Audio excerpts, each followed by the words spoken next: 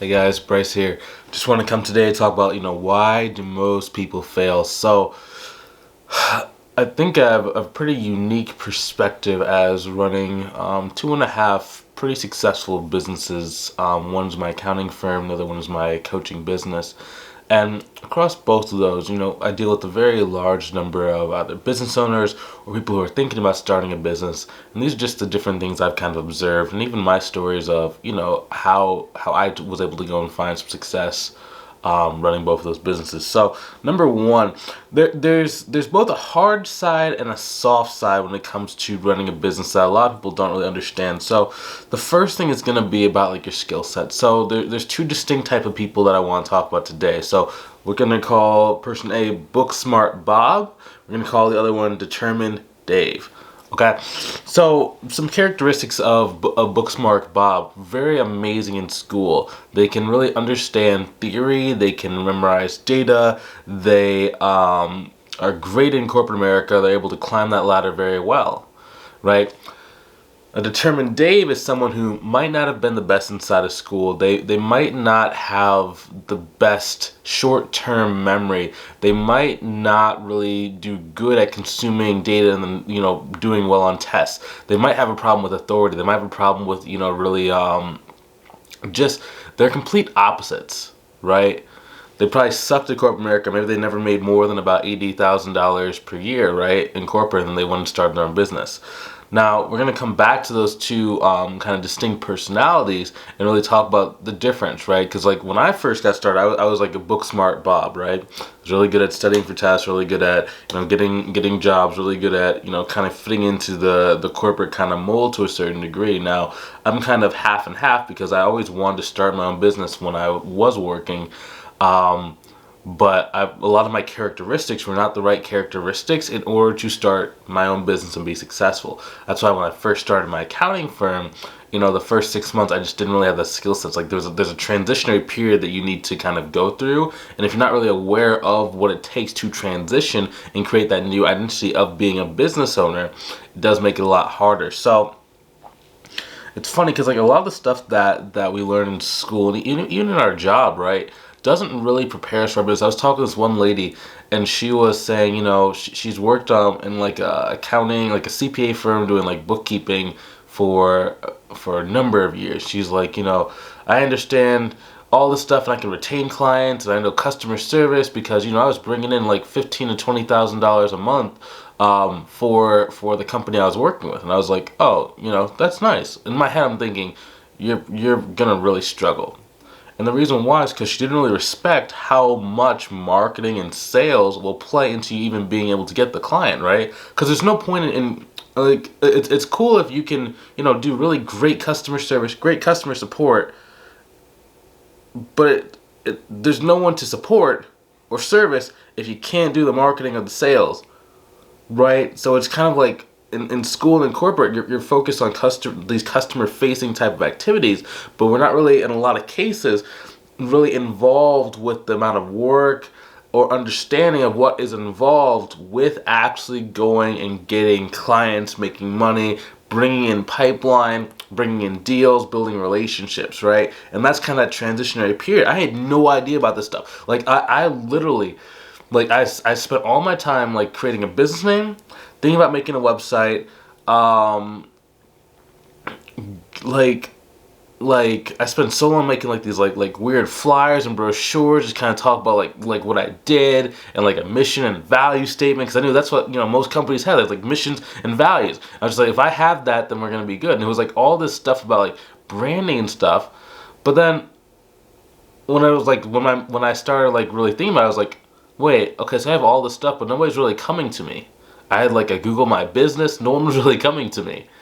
So then when I was like, oh, I have to actually go out there and I actually have to start talking to people. So I started doing like networking events, and that was okay, but it was like generally at those networking events I was going to, there was a lot of business owners that were just getting started, just like I was. They didn't really have a lot of money to pay me for the services that I was offering.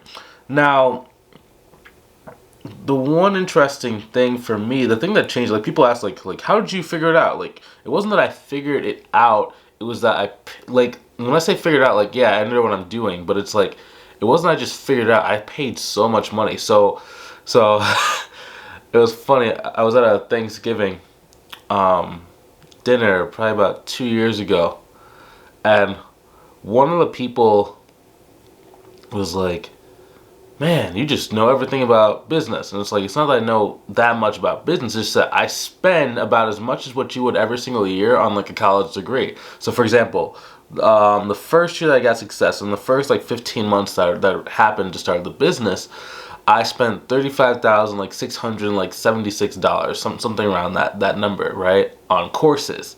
Now, were some of the courses like good? Yes. Were some of the courses bad? Yes. Okay. But the point is, I just kept spending money in order to kind of grow skill set, and get better and better and better and better.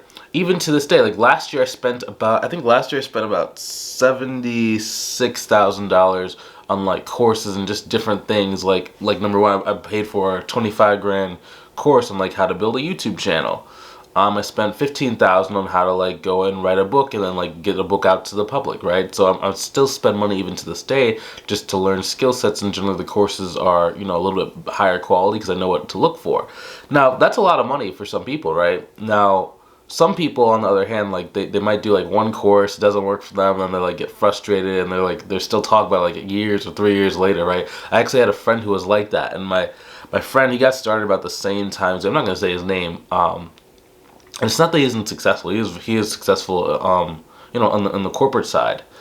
But we both did a course, right? It was like $97 a month, and the person who was teaching it was not very good at communicating with beginners. Like we just like me and him would sit there and like have conversation. I would not understand anything he was talking about. Like the concepts were just over my head. Like when he was talking about like sales, when he was talking about like marketing, he was talking about, you know, how to go and find a good quality client for your accounting service. Like it just went over my head. And then my friend, you know, we both took some very different kind of outcomes from that. I was more of a determined day where it's like, okay, so, you know, I understand that course probably wasn't for me. Maybe something I did wrong. I don't know. You know, it might not have been my fault that it didn't work, but it was still my problem. Okay? It was my fault that, you know, the program didn't work for me, right? But it was my problem because I had to go fix it because I wasn't close to my goal, so I had to go do something else. So I started buying more courses, better courses, and just kept doing it. Versus my friend was more of like a book smart Bob, right? It didn't work, so he was looking to blame, complain, get irritated, and then really find a reason not to either buy another course, another program, or to even do anything, right?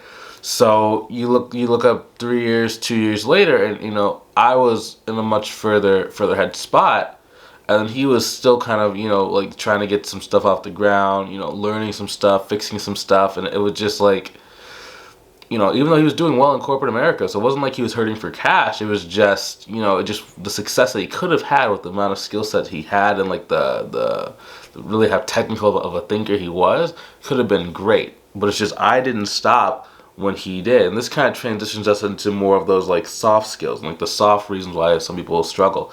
So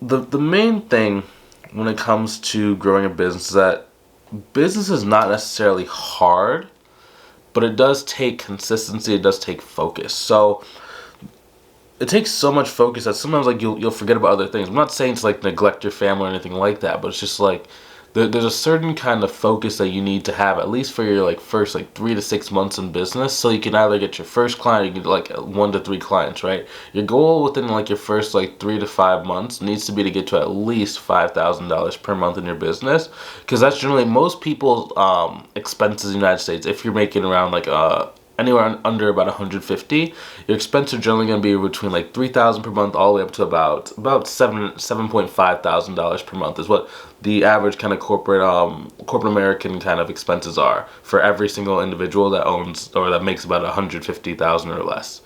Okay, now the reason why that's important is because if you can get up to about $5,000 per month, it puts you within striking distance of being able to either leave your job or make a really good amount of like side or passive income to start building your financial reserves, building your time reserves, building that ability to go and travel into your life. Now, in order to do that, we do need to focus. So, for example, a good story I like to think of focus on like someone who's like very successful. For example, like Beyonce. There's stories of Beyonce like when she was a lot younger and she was like recording. She would be recording so hard and so diligently and so focused, she would even forget to eat.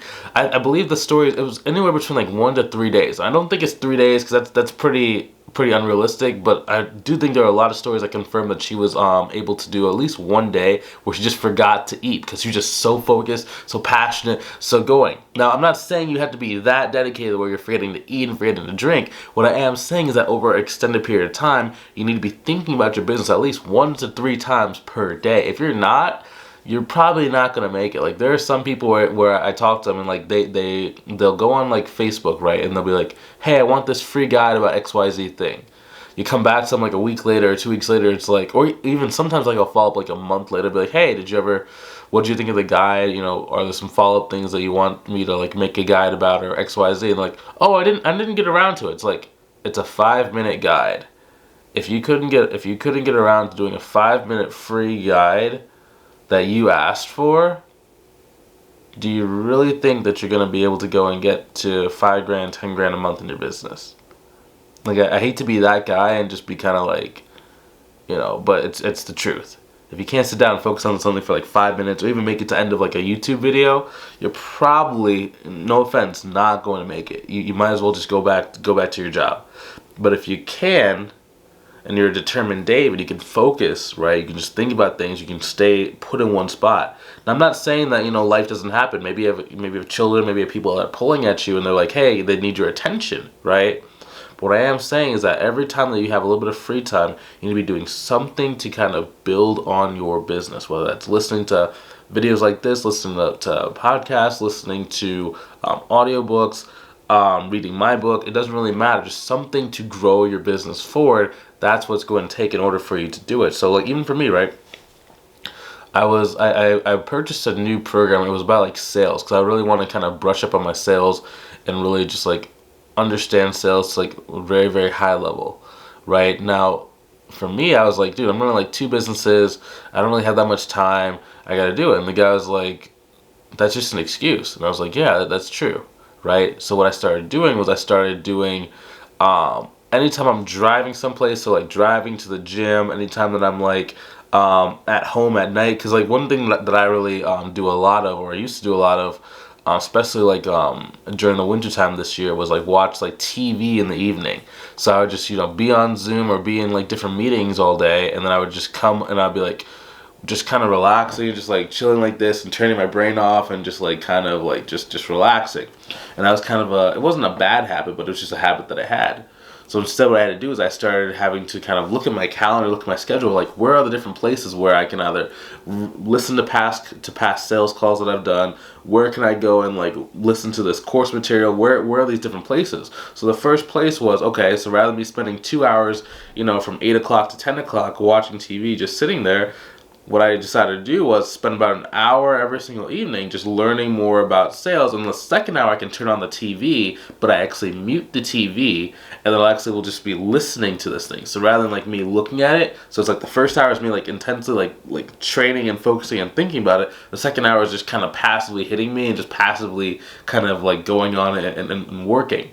So that's actually been very, very, very interesting because I actually experienced about a 7% increase in my average close rate or average sign-up rate. And if you know anything about business, you know anything about like sales. So for example, let's say that you do 100 consultation calls for your accounting firm. A 7% increase means that you get 7 additional clients over every 100 calls that you do. That's a very big difference. Like for me, for example, 7 clients can be as much as 6 figures depending on, you know, the size contracts that we're going after. Now, that's really important.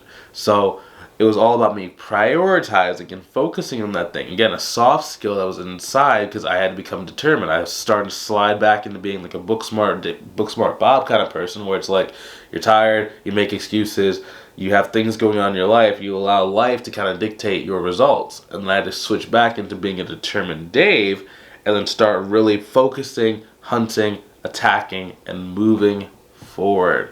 And that's really what the difference is. I had to continuously make that decision, because the next thing that causes people to fail is complacency.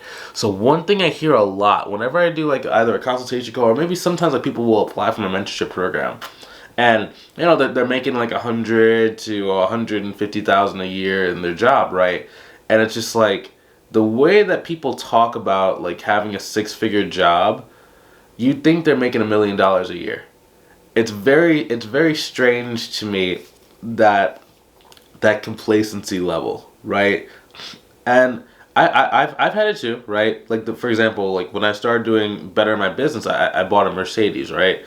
And as soon as I bought that Mercedes, it was like I have like these really windy kind of roads and long like just straight paths in like the outskirts of the city that I live, and I would just take that there on the weekend, even like on Friday, Saturday, and Sunday, just cruise down the road, right?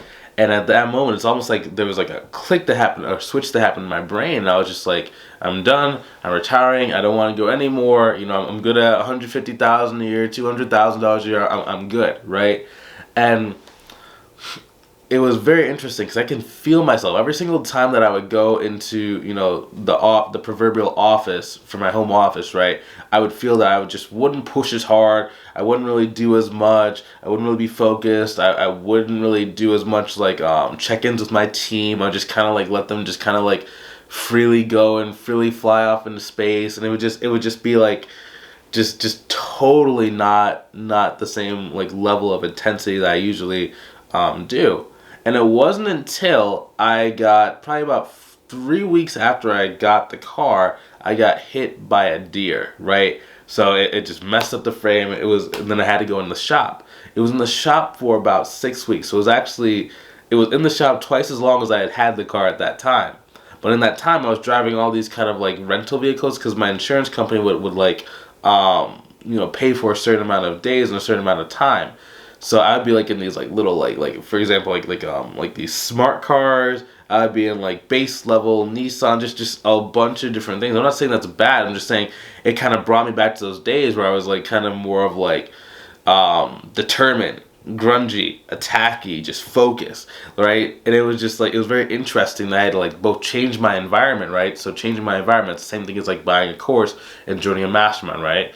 But it's also not only just changing the environment, but it was really kind of getting out of that complacency, because most people are going to wait till they have some sort of rock bottom experience. Luckily for me, it wasn't a rock bottom like scenario financially, but it was a rock bottom kind of moment in terms of that, like what was taken away, right? So don't wait until things are taken away before you start making change. Like do certain things to get yourself out of complacency. One thing that I do is every single time my liquid bank account gets close to either 80,000 or 100,000, I actually go and remove anywhere between 50 to 80,000, put it inside either like a midterm like holding, or like I'll buy like a Cedar XYZ kind of financial instrument, and I'll keep about $30,000 liquid inside the bank. Now, the reason why I do that is because every single time that I get to about $30,000 in liquid cash in the bank, my mind kind of panics or freaks out. It's not that I'm hurting for cash. It's not like that. It's just for some reason that view that it went from 85, 100 down to 30, it's just like, oh my gosh, I gotta go punch really hard again, right? It's just, that's like one kind of thing that I've done to kind of like train myself to constantly stay motivated, stay hungry, and not just kind of like rest on my laurels. Now, if you don't have something like that, then it's generally going to be a lot harder for you to find success, and then you'll be clinging to your corporate career for a lot longer. Okay. And then the final thing is going to be fear. Okay, so most people struggle because of fear. Now, fear is not necessarily like meaning like you're scared of like getting hurt or anything. Fear can be like any kind of scar tissue that you've learned throughout your life that cause you to stay small, not move forward, and not really attack life to go and reach your full potential. Now, what that's looked like for me, okay, so this is actually a really, really kind of personal story, is once I got to a certain point, and this is the reason why, like, the last thing I talked about was, like, I always go and empty my bank account. Once I got to a certain point in my income, I got really fearful. it was almost like, because like before I'd be spending money on advertisements, I'd be kind of moving forward, I'd be getting clients, I'd be doing XYZ, right? But I started just looking, I was just like, all the money that comes in, I want to keep almost 90% of it, as much as I possibly can. I want to keep that inside my bank account. And I couldn't really explain it. It was really because when I was younger, I saw that my parents kept getting like laid off at different time periods, right? So it would almost be like they would save a certain amount of money, and then when they would get either laid off or something would happen, or we had to move, just something weird would happen, and the money would go down, right? So it was a lot of like stress, financial, like just a lot of financial stress when it came to money, because they were making good, like they're making really good amount of money per year. Like they're making anywhere between like 150 to like $200,000 per year, but it was just like, every time that they would either lose a job or they would take a break or they would do something, it would just go down so fast, and just kind of see that. So once I started getting like up to a certain point, then it almost feel like, oh my gosh, something could happen, like another COVID event could happen, all my clients could close, all their, like, just some kind of weird like thing in the back of my mind that it would either be conscious or it would be like unconscious. And it wasn't until I started really doing more like thinking, more journaling, more guided practice. I even like hired a coach to help me with like when it came to like mindset and different things like that. That I started being able to understand like what are those trends, what causes that, what should I do instead when I start feeling fear, in order to really come out of that and really grow a lot faster. And what that led to was really understanding just kind of myself and understanding those triggers. Now, a lot of times, what happens when it's nerves, fear, whatever you want to call it, is that it sounds very logical in your head. So, for example, I don't want to go and raise this virtual assistant's hours because, they're not directly doing XYZ for the company. Or I don't want to spend money on advertisements because I'm going to try and keep my income at this specific point, and I know that at this specific point, with this level of expenses, it's going to hit this amount every single month, right? And if I was to spend on advertising, then it's not guaranteed that, it's going to like do XYZ thing. And it would just be kind of weird, but that's how a lot of people think, right? Now, blessedly for me, my business was very successful at that point, right? But it was holding me back, and it's still holding me back to a certain degree to reaching that potential. So what ended up happening was, like I said last year, I ended up buying that book course, right? Now, along with the book course is how to advertise the book, how to do a lot like stronger things. So what I'm going to be doing probably in the next I'm trying to get it up within about 6 months to a year, spending anywhere between about $10,000 to about $50,000, probably not $50,000, probably $10,000 to $30,000 a month on advertisements to push my book out to a much wider audience. Now, that takes a lot of courage, right? $50,000 a month, that's a lot of money to most people, to myself too, right? Because I'm not a millionaire yet. I probably will be at the next end of the next either year or next 2 years. Probably at the end of the next year. It probably won't take me the full 2 years, but probably the end of the next year, just based on like the skill set we have, based on just different things. Now, when I say a millionaire, I mean like $1 million per year business. That's what I mean when I say a millionaire. And I'm just talking about cash, because my businesses are worth $1 million combined. But when I think of a millionaire, I'm thinking more cash flow millionaire per year, if that makes sense. That's really kind of what I think about when I'm talking about that. Like, I want in one calendar year to make $1 million in sales, right? In order to really do that, my target has to be to shoot for about $100,000 per month. Now, how things currently are, if I was just to sell about $50,000 per month worth of, probably about closer to $25,000 per month worth of books, that would put me there. So I got to be able to kind of get this, really implement the course, really implement a lot of the stuff that's inside of it to make sure that we can kind of hit those marks. And then I'll be considered an author, whatever that means. But that's really kind of the things I've noticed over the past, we've been in business since 2015. Right now I'm recording this one in 2023. So what is that? 15, 3, what is that? 8 years.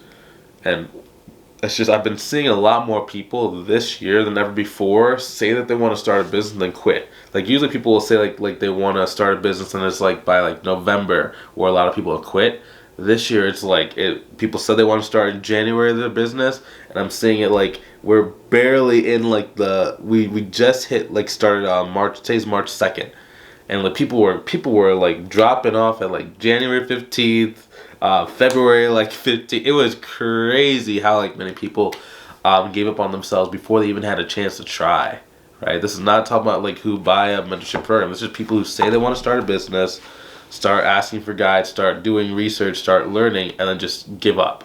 So if you don't want to be one of them, just follow the steps inside this video. Start really working on the internal game. Start working on the hard skills. You'll be able to make it. I'll talk to you soon. Have a good rest of your day.